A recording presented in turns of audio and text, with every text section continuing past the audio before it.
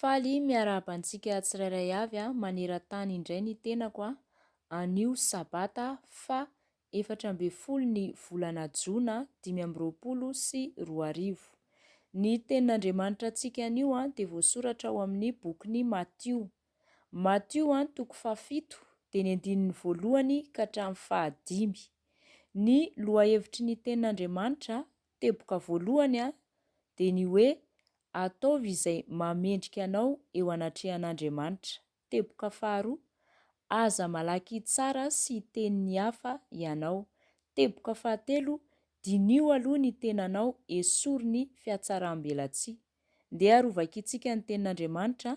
Ny titra ny tenin'Andriamanitra ato anatin'ny Baiboly kosa dia ny hoe ny amin'ny singan'ahitra sy ny andry, amin'ny anaran'i Jesosy Kristy Tompo.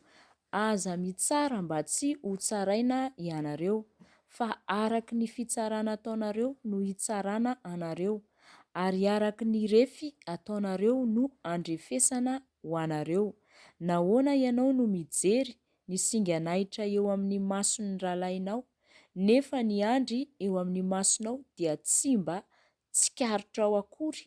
Ary ahoana no ilazanao amin'ny rahalahinao hoe aoka esoriko ny singan'ahitra eo amin'ny masonao, nefa indro ny andry dia eo amin'ny masonao? Ry mpiatsara velatsia, esory aloha ny andry eo amin'ny masonao, fa amin'izay vao ho hitanao tsara ny anesoranao ny singan'ahitra eo amin'ny mason'ny rahalahinao. Amen.